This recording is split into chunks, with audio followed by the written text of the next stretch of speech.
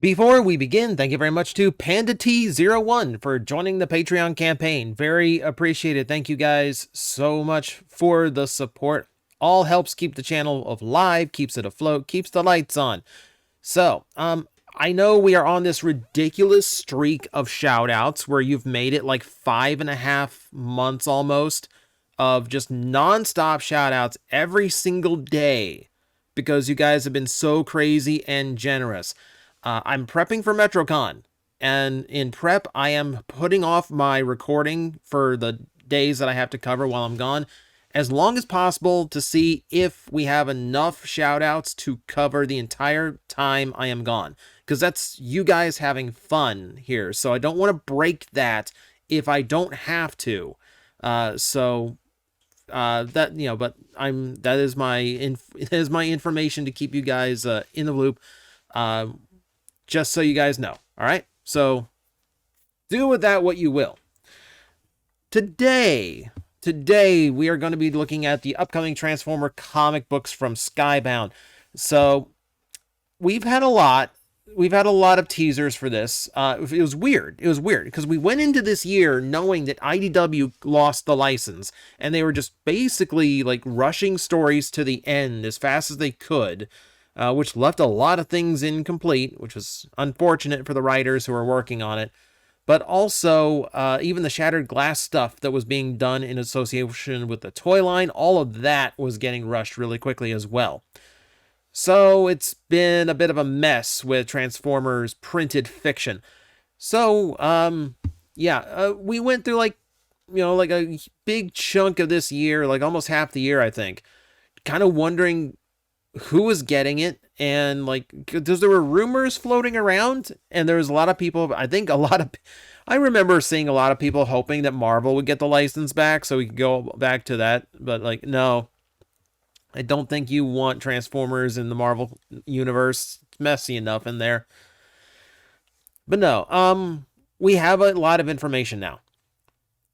So this is basically just a recap of it, because I never really talked the comic books. So let's do that today. So, first off, this was one of the very first promo shots that we got for Skybound's take on Transformers. And it already tells us a lot, even though there's really not a whole lot of information on the page. Specifically, we get to see the art style, which isn't bad. Like, it's good for Transformers. They look like the character. It looks like Optimus Prime. It's a very recognizable. There's a little bit of weird proportion. I don't like how tiny his chest windows look here, but it is a very nice rendition of Optimus Prime. And I like the style that they're going with. What informs you is the fact that it is straight up G1 Optimus Prime. There is no frills. They're not reinventing anything. They are not taking from the current toy line in order to drag this, in order to cross promote or anything. It's literally just G1, and it's very cartoon-ish G1. We're going to get to some promo images later that's going to show you that even more so, but for now, like, that's what we gleaned when we first got a hold of this. There's some info attached to it as well, naturally. So we did find out that obviously Skybound is the new home for Transformers, which is the Robert Kirkman company. All right, so if you don't know Robert Kirkman, he is one of those writers who, amongst comic book fans, is something of a celebrity. He's done pretty big things. So if you've seen The Walking Dead, he co-created the comic book for that, and he's written some episodes of the show. And then Invincible, which everyone went nuts about when the cartoon debuted on Amazon, and he wrote episodes for that as well, on top of the fact that it's, his comic book. So he's got two of the bigger independent comic books in the country right now. All right. He's got credential as a writer. Now, he's not the one writing this, okay? So he's not the one like in charge, but he does run the company, and like he has a certain style of storytelling that he likes to go for. Those stories are a little bit grim and a little bit more brutal than I would care Transformers to be. That's saying IDW 1.0 literally has like Decepticons playing with an Autobot's brain while his head still barely functions. Okay. Okay, let's change it. Let's change it. Um, that was shock for shock's sake. Let's be honest here. But like, for what he's done, like it's not my style of storytelling, but he's not the one writing. He's not the one writing it. So I don't think it's going to inform all that much what it's actually going to be like. But you know, just if you want, like, this guy's got a ton of things. He's got his own wiki page just for his bibliography, just to show you how many things that he has written and worked on in his time as a comic book writer. It's a lot. And when your career starts with something called Battle Pope, you know you're going to be doing good things later on. All right, so technically, like, the one who's really in charge of things, we're probably in good hands here. The company Skybound itself, I kind of just assumed that this was just a random indie comic book company, you know, run by a celebrity writer. That I had no idea. I literally had no idea what this company was outside of, like, they were doing Transformer comics. So I just assumed they're just, you know, like a random comic book company. But no, it's like a whole entertainment thing. They do, you know, like, they produce on TV shows and movies and not only comic books and then video games. There's a whole, like, subdivision of Skybound that is just devoted to making games of the properties that it creates. It's a lot bigger than I thought it was, you know, and it's been around for a while longer too. For a company that I had never heard of before now, it's been around since 2010. So they've done things, and you know, if you're staying alive right now, especially if, like, you're like an indie entertainment, if like a smaller entertainment company and you made it through the pandemic, all right, fair to you. Obviously, you're doing something well, you know, and of course, like, that's backed by Walking Dead being so popular for so long, obviously.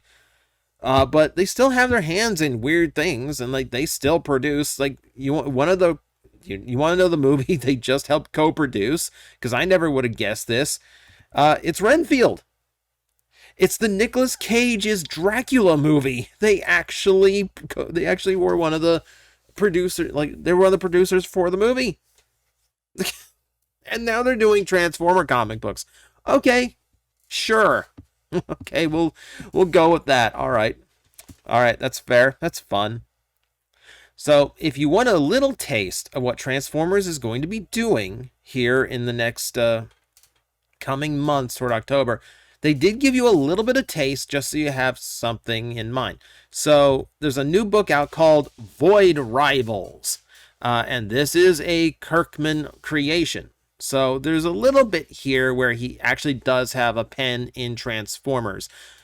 So if you haven't read the comic book itself, this is a setup that I'm pretty sure, I can't remember exactly where I've seen it, but I know I've seen this setup before.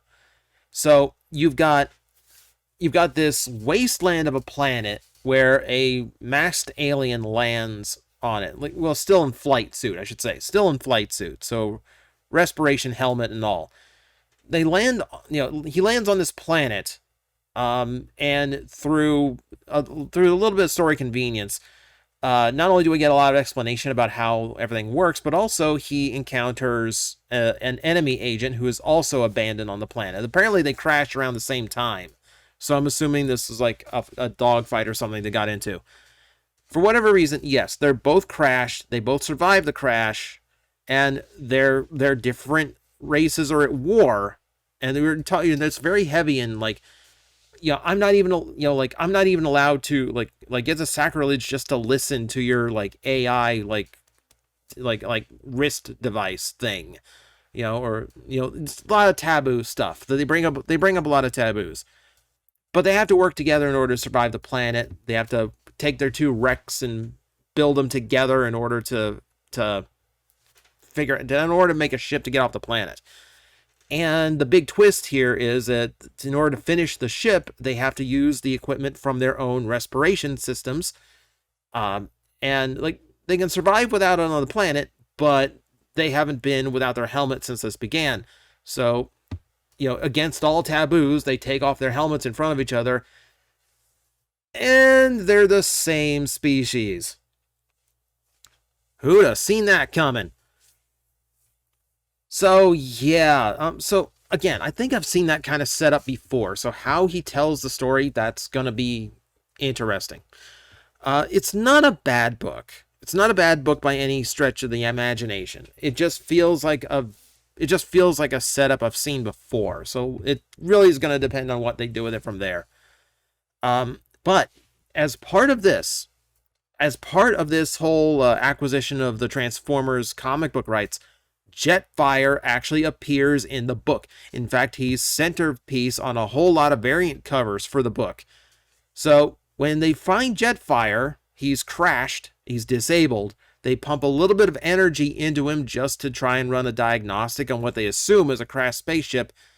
And it's just enough energy to like reignite him like a spark plug. Like just needs that little bit of spark just to get everything moving again.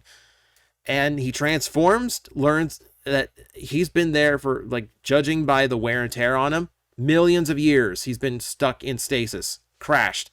So he immediately transforms back and flies off without giving them a bit of help.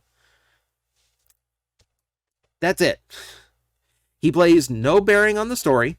The interaction is only 5 pages long. You could cut those pages out and you literally would not miss a single story beat in this issue.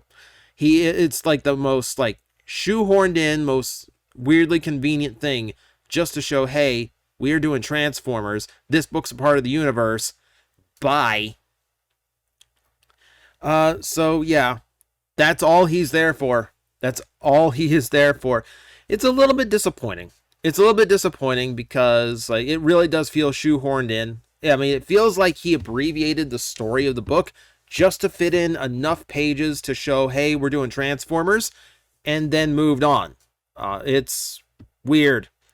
It's very weird. And it's going to get weirder later, but we're going to discuss that here in a little bit. So let me go over the solicit for issue 1 that's coming out in October, which should not be taking up the entirety. You should be able to see the whole thing. There we go. So Transformers 1 begins, all new era, etc., etc. Daniel Warren Johnson doing the writing. So he's done a few things in his career. Optimus Prime was supposed to have led the Autobots to victory. Instead, the fate of Cybertron is unknown, and his allies have crash-landed far from home alongside their enemies, the Decepticons. And these titanic forces renew their war on Earth. One thing is immediately clear: the planet will never be the same. New alliances are struck. Battle lines are redrawn. Humanity's only hope of survival is Optimus Prime. So, yeah, we pretty much know this setup. This is pretty much the traditional Transformers setup here. No real bells, no real twists to it. Now, I'm not so objective to this because the last franchise, like the last set of comics we got was IDW 2.0, which never even incorporated Earth whatsoever. It stuck to the pre-war stuff on Cybertron and was going to expand out from there. We're probably, like, book-wise, we were probably like another year away from incorporating Earth into the fiction, assuming they could, That's so that's weird. That's their thing. So I'm okay with this going back to the traditional setup of landing on Earth, all right? So what makes this interesting, aside from just like who is behind it, so like just as a quick little thing, Daniel Warren Johnson has done some stuff. He's worked for Dark Horse, Image, DC, Marvel. So things here and there. Like nothing that seems like huge, but he wouldn't have gotten writing. Like if he wasn't a good writer, DC and Marvel would not have been paying him. And I know there's comic book fans in the comment section who are going to go nuts about how that's an incorrect statement. So we're going to look at what we looked at in some of the news roundups, and that is the roster, because they showed us the roster of the Autobots and Decepticons, and this is interesting. It's kind of interesting. So the Autobot roster is limited to 5 characters. Optimus, yeah, that's the easy one. We got Wheeljack and Ratchet, who was kind of like this dynamic duo of mad scientist and medic in the original cartoon. So seeing them together again is like a pretty nice thing. RC, so she's actually in there from the start instead of some weird explanation. Simon Furman's not going to have his hands on this book, thankfully. So RC is just a thing. RC is just present in this universe from the start. And then Cliff Jumper. Cliff Jumper's the interesting choice because, you know, he's very apparently standing in for Bumblebee, who you would think would be the go-to choice for these books. And considering, like, Bumblebee is, like, the thing in Transformers, I do consider it kind of daring of the franchise to go, no, we're just going to be doing Cliff Jumper. We're going to give Bumblebee a rest, and we're not going to focus on him. That's different.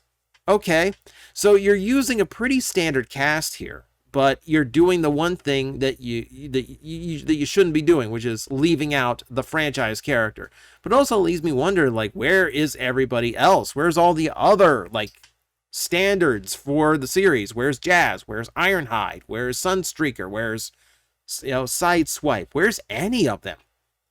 You know, and again, you look at the designs. Very hard stuck to the G1 aesthetic. So we are going very hard into, like, the cartoons informing the comics. And then we look at the Decepticon side, and things are a little bit weirder here. So Starscream, Soundwave, Skywarp, Laserbeak, and the blue one, I do think it said Rumble. When the solicitation, because the solicitations for these kind of revealed them out of silhouette one by one, like, who's that Pokemon? And when it was Rumble's turn to be revealed, that was the name they used on the page. So blame them, not me. It's Rumble in this book. But obviously, the weird thing here is the fact there's no Megatron. That's odd. So once again, we're leaving a franchise character off to the wayside. Also, I don't think I've ever seen a situation where they only wanted 2 of the Seekers. You know, like, you can't even say, like, the closest you would come is, like, I mean, there's scenarios. There's scenarios where I think, what was it, Cyberverse, where, like, Ramjet and Thrust were the only ones together, but, like, and, you know, there's a few weird scenarios like that. Okay, admittedly. It's still super weird to only have 2 of the big 3. Right? No Thundercracker at all, which is weird because IDW raised Thundercracker up so much. I kind of hate to see him just go back to being a Decepticon thug, but same time, like, where is he? Where's the rest of the Seekers? Where are the other, like, where's the other cassettes? Where's Ravage? Where's Ravage? Why does Soundwave only have the 2? Or does he have more? Because, like, honestly, this does seem kind of one-sided because Laserbeak and Rumble don't really equal the powerhouse. You know, they don't really quite equal the power that the other side has. It's Laserbeak and Rumble. They're not meant to normally be big threat characters. So we'll see. It's weird. Has me wondering where everyone is and why the Decepticons seem a little outgunned here. But it's going to be Starscream at the lead from the get-go. That's going to be interesting. And then, yeah, we get to spend the issues going, where's Megatron? Where's Bumblebee? Indeed, where? But here's the weird part. It is a shared universe. So, Void Rivals, see, Robert Kirkman's all-new Transformers and G.I. Joe shared universe continues every month in Void Rivals. The wording on that is kind of weird because it makes it sound like they're going to interact with one or the other every issue. No, it's just like this is where it begins. This is just something in the universe, and this is the first thing that's out right now. So it might be little hits here and there to kind of inform what Transformers is going to get up to.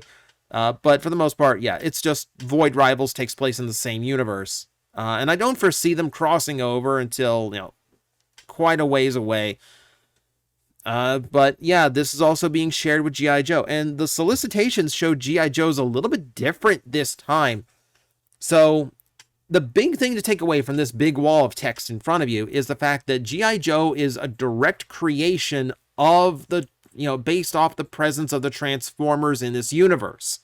It's not, you know, it's not like a pre-existing government organization of military specialists, etc., etc. And it's not like already in the middle of its own thing with G.I. Joe facing off against Cobra. No, it is just, it is directly in response to the fact that Autobots and Decepticons are on the planet. It's like a reactionary team so humans can defend themselves against big giant robots. If they're going to be malicious toward Autobot along with Decepticon, we don't know that yet. But we also have the solicitation for Cobra Commander. So this is weird.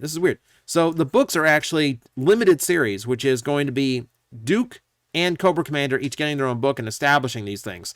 And Cobra Commander, it's just his origin story in this universe and how he's going to use Energon himself. And there's no Cobra yet. Like, G.I. Joe is going to be created. There's no Cobra yet. So that's another twist. That's an interesting twist in the old formula. Now, it's weird. It's weird. Transformers is going hard into its original formula here for its designs and storytelling. But the hindsight is, the contrast is G.I. Joe going really hard in the other direction of, like, we're just doing completely new stuff with this franchise. And you know what?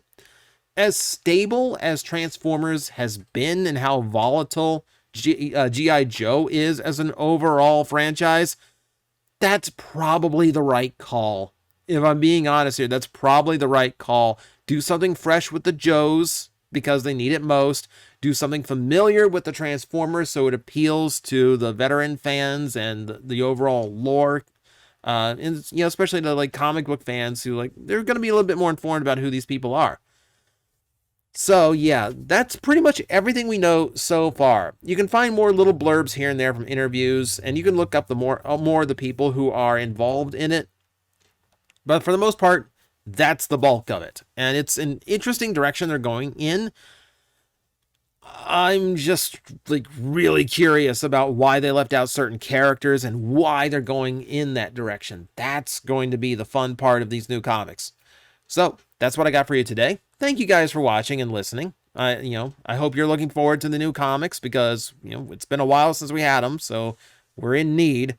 And who knows, like, join me sometime in October where maybe we will review the first issue and see how it turned out. I'll let you know. I'm like, I think you guys got this. I will back away, and I will see you all later. You've got this handled. Alafi's like, really? You're not gonna help me? Like, it's fine now. It's like these disgusting creatures breathing down my neck, and you're all just like, I believe in you. You got this. All right, you seem to have this. 5 minutes.